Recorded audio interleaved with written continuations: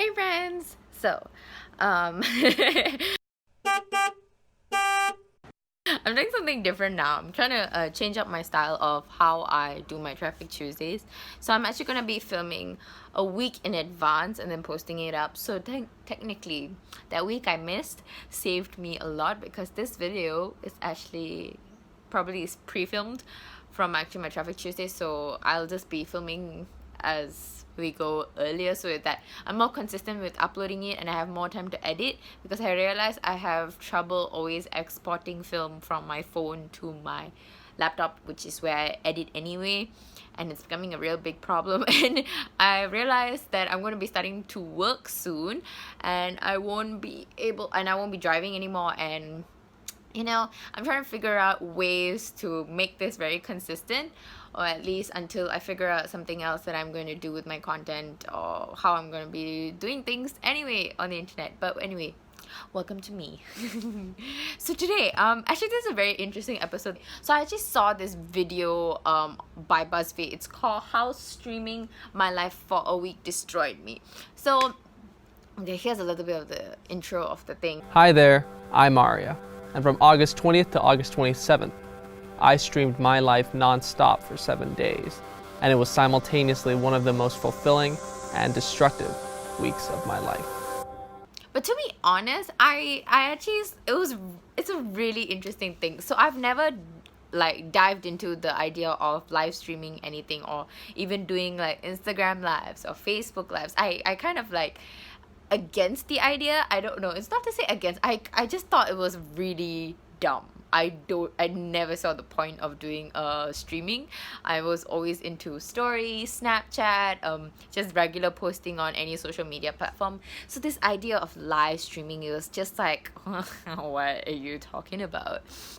And when I was watching this video, so it's basically like doing an Instagram live, but it's on a specific channel, or even YouTube has live streams as well. So like some YouTubers I know actually do that, and I was kind of it's very interesting.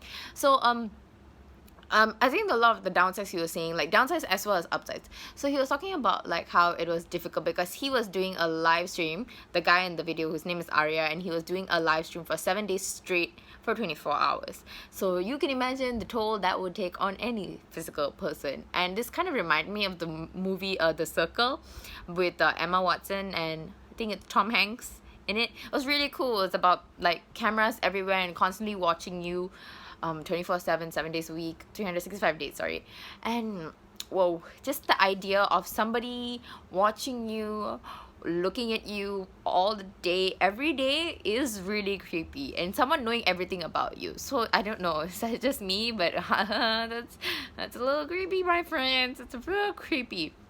So in the video, he talks about like downsides in the sense that it was hindering his relationships, in terms of when he went out, some of his friends were like, turn around, why do you have to film, da, da, da, da, da, da, da. Those type of things, especially since it was live and they didn't want to be on camera, and they're like, why do you do this? And there was also trolls on the live streams, which I understand a lot because my sister does live streams on this app called Periscope, and the amount of trolls she gets, it's beyond me. So I know this exists all the time, everywhere, anywhere, and anybody who does content has trolls anyway. And but the thing was, there were like upsides to it, and because the thing was that you have an online community that actually sees you and knows you and things like that, which was pretty cool, because like the consistent people and those who become your friends after them watching you and technically kind of knowing about you, because I mean, if they watch you all the time, or for example he was streaming like 24 hours for 7 days, and basically a lot of people saw every emotion he faced, every feeling he felt, everything he did. Everyone knew, at least those who were loyally watching knew everything about him, and he kind of like developed this community of like Aryans. I don't know, there was a nice word they used of like, what do they call community that were fans of him? And that was really interesting, because that's kind of how you look at social media in general, is that like people who watch Traffic Tuesdays, or people who know me for my Instagram stories, or just know me for making content or just being funny, things like that. And you just have these people who are a community who know you or get your humor. In my case, I understand that a lot of people don't understand my jokes, but those who watch my videos or understand even the term "hey friends" know that that's how I call everybody. And it's not because I forgot your name, even though sometimes I use that as an excuse, like I call you "hey friend" because yeah, sometimes I just don't remember names, but that's besides the point. But I mean, you would know based on how you watch someone. It's like your favorite YouTuber, your favorite celebrity. You know everything about them because you're constantly keeping yourself updated. You're following them on Instagram, Facebook, every sort of social media platform. And which is really cool about streaming live, because there are downsides and there are upsides, but I see the negative parts of it, because in Malaysia the amount of times that I've seen Instagram lives where people, all these girls do is just hi, and they're doing this half the time. You don't know how many times they've adjusted their hair and they do this, and I'm like, freaking kidding me? Come on, I want to hear you say something, like do something with your content, not actually just, you know, just a pretty face, you know, like a canvas like that. Oh my god, it's so annoying. It's so freaking annoying, and that's why I kind of detest lives, because I noticed a lot of people were doing that on our social media platforms, at least Malaysian influencers or Malaysians who are trying to do live streams, at least for Malaysians who are trying to do live streams. So I'm not telling for everybody, but you know who you are. But yeah, I mean, yeah, it's a thought-provoking video, and I thought it was pretty interesting, so I think you should check it out. I will link it in the description. But yeah, it's actually a really nice video. It's quite long, it's 20 minutes long, but it's quite worth it. You know, it makes you rethink not only about live streaming, but also about social media in general, and how we put out content for validation in that sense. But in a way, you're trying to get people to know who you are, and you're like promoting this personal brand of yours, but at the same time you're like, I want you to know more about me, and I want to impact you. And now we have this whole community of people who know about one common factor, which is me.